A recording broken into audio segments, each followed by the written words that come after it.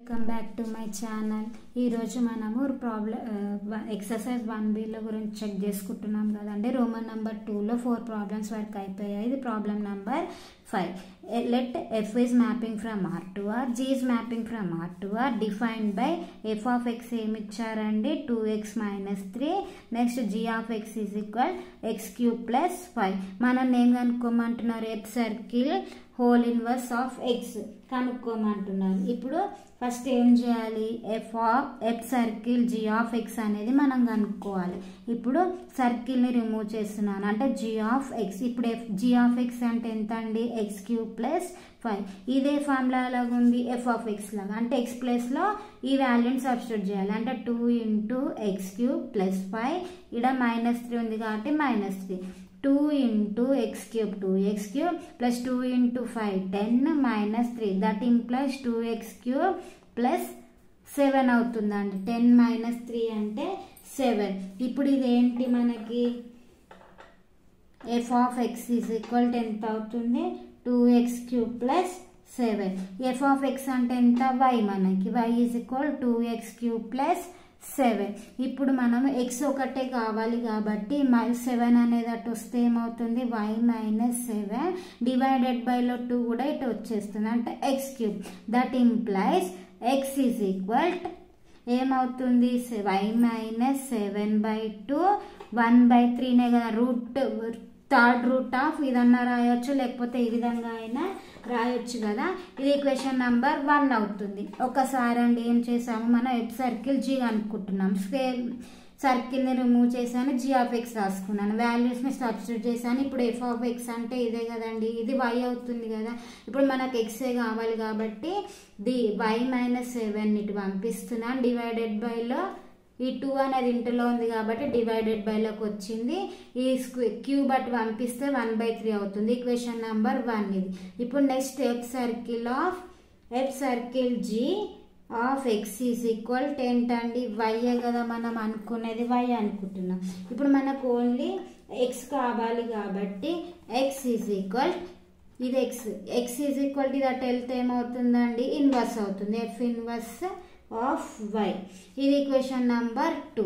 From 1 and 2 ప్రకారం ఏమవుతుంది? From equation number 1 and equation number 2 ప్రకారం ఈ ఎక్స్ సమానంగా ఉన్నాయి కాబట్టి ఇది రాసుకుంటున్నాం.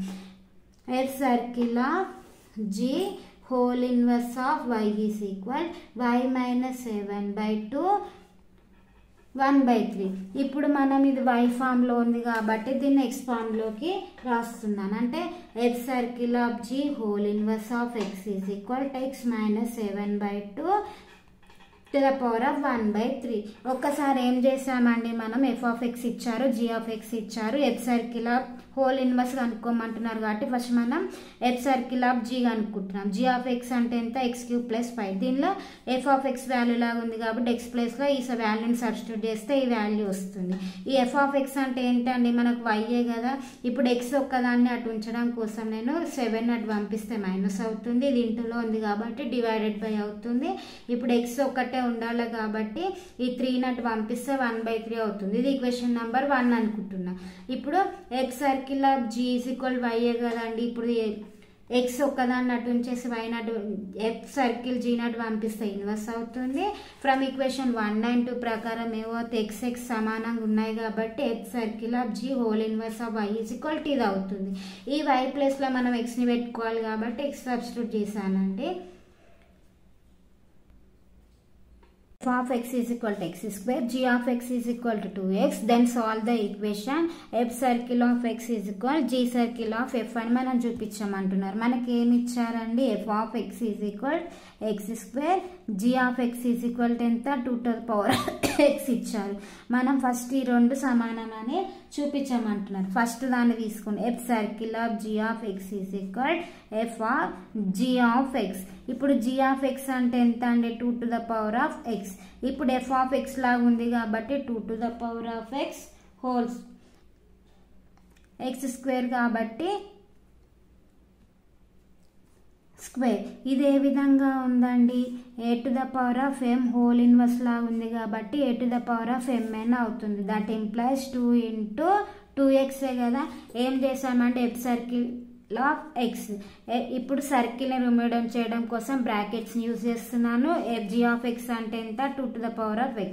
ఇదే విధంగా ఉంది, మళ్ళీ ఎఫ్ ఆఫ్ ఎక్స్ లాగా ఉంది. ఎఫ్ ఆఫ్ ఎక్స్ అంటే ఎక్స్ స్క్వేర్ కాబట్టి 2 to the power of x whole square. ఇది ఏ ఫార్ములా లాగా ఉంది, a to the power of m whole to the power of n లాగా ఉంది కాబట్టి a to the power of mn అని రాసాను.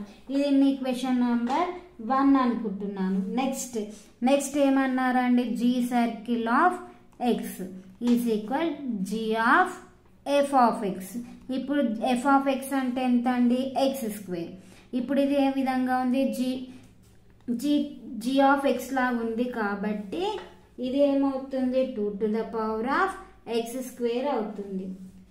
ఇది ఈక్వేషన్ నంబర్ 2.